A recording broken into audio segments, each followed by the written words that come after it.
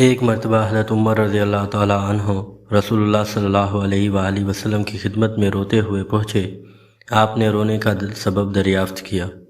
عرض کیا، دروازے پر ایک نوجوان کھڑا رو رہا ہے، اسے دیکھ کر میں بھی رونے لگا۔ آپ نے اس نوجوان کو بلا کر معلوم کیا، کیوں روتے ہو؟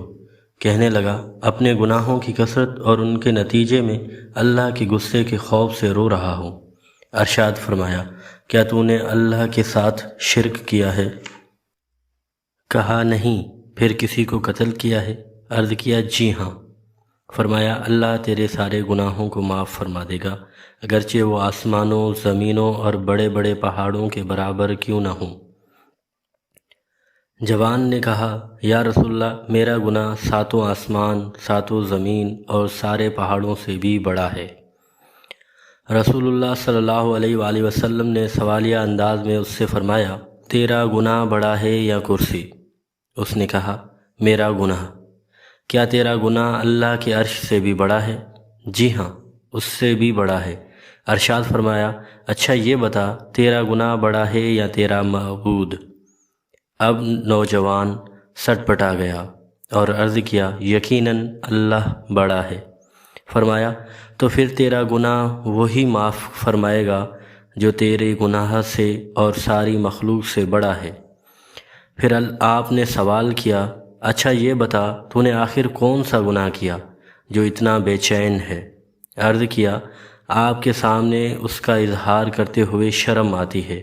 آپ نے اصرار فرمایا، تب اس نوجوان نے اپنا واقعہ سنایا۔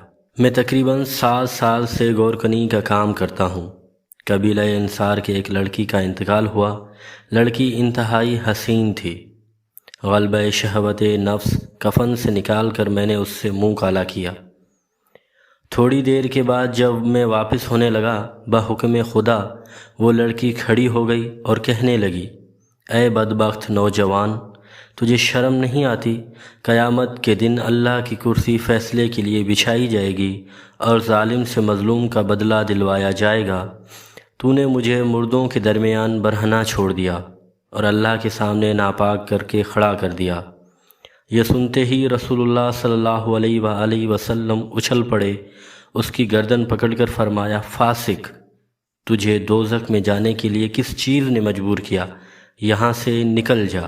نوجوان روتا توبہ کرتا ہوا وہاں سے نکل کھڑا ہوا اور برابر 40 رات تک توبہ کرتا رہا۔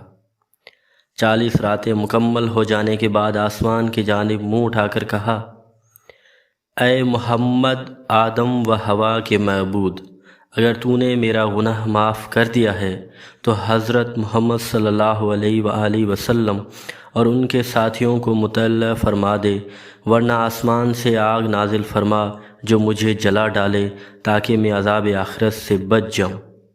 ادھر یہ نوجوان دعا مانگ رہا تھا، ادھر حضرت جبرائیل علیہ السلام حضرت نبی کریم صلی اللہ علیہ وآلہ وسلم کی خدمت میں حاضر ہوئے۔ سلام کے بعد چند سوالات کیے۔ اللہ تعالیٰ فرماتا ہے، مخلوق کو آپ نے پیدا کیا یا اللہ نے؟ مجھے اور ساری مخلوق کو اللہ نے ہی پیدا کیا ہے۔ کیا مخلوق کو روزی آپ دیتے ہیں؟ نہیں، ہرگز نہیں، بلکہ مجھے اور ساری مخلوق کو اللہ اور صرف اللہ ہی روزی دیتا ہے۔ کیا مخلوق کی توبہ آپ قبول کرتے ہیں؟ نہیں، بلکہ میری اور سارے مخلوق کی توبہ وہی خالق کائنات قبول فرماتا ہے۔ اچھا، تو اللہ تعالیٰ یوں فرماتا ہے کہ میرے فلاں بندہ نوجوان کا قصور معاف کرو، میں نے اس کی توبہ قبول کر لی ہے۔ آپ صلی اللہ علیہ وآلہ وسلم نے اس نوجوان کو بلا کر خوشخبری سنائی۔ مردہ کے مقابلے میں زندہ سے زنا کرنا اور بھی زیادہ سخت اور برا ہے، لہٰذا اس فعل شنیع سے ہر شخص کو بچنا چاہیے، اور اگر خدا نخواستہ کوئی ملوث ہو جائے تو اس نوجوان کی طرح حقیقی توبہ کرے تاکہ عذاب آخرت اور اللہ کے غصے سے نجات مل جائے۔